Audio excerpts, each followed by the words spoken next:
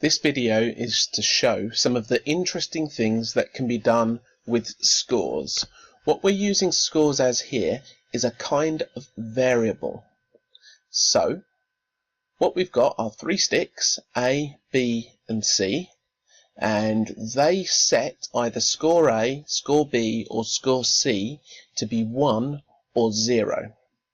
And different things happen to the push pad and to the castle depending on how these variables are set up. So let me show you. At the beginning we just have these push pads and they just walk on in a circle around the castle. And if I toggle this one, C, you can see that they all disappear and then they reappear again shortly and disappear, reappear again shortly. Now if I go over B up here, nothing seems to have happened, but if I come back to C, what we'll see is that they don't come back after I've toggled that. So they disappear, but they don't come back. On the other hand, if we go over B again, back they come. And then lastly, with A, if I go over A, they all suddenly start wanting to come towards me. And then if I go over it again,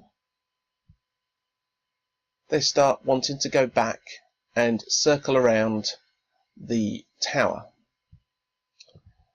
And this works even if I toggle this.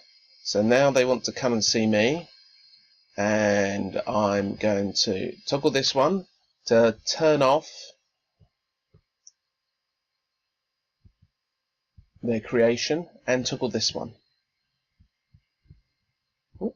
I obviously didn't turn it off well enough. I got stuck around there. So there we are, that's the creation turned off, and then I'm going to destroy them all. Sorry. So now, if I toggle the creation back on, you'll see that they're kind of remembered that they should come towards me. But then I can tell them to go back round the tower again. So this allows for really, really complex behaviour in your games. How do we do this? Well, I'm going to show this code for the sticks. I'm not going to go into it too much detail. Sticks A and B are pretty much the same. So if we bump into the Kodu and the score equals 0, make the score equal to 1. It then switches to page 2, which closes the push pad, waits 2 seconds, opens it, and switches back to page 1. This is to stop us permanently being in contact with the stick, and then otherwise it just sort of turns on and off too rapidly. Here, if we come to contact and it's got 1 point, it turns to 0. So this goes from 0 to 1, 1 to 0, and there's these time differences in between.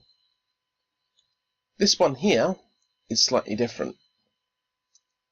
This one just sets it to 1 point, it does its timer thing, and then it goes back to the state it was in before. And then the push pad reacts by just being on different pages whether the score is 1 or 0. So if the score is 1, go to page 2, and on page 2, if the score is 0, go to page 1. And you've got the different behaviours there. On both, you've got, if score C equals 1, then it explodes. And then lastly, the tower.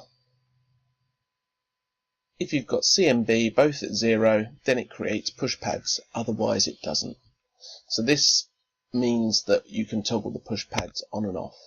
As you can see, it breaks down into really simple rules, so simple even a computer can understand them. But actually it starts to create complex gameplay. That's what we're looking for in your assessment.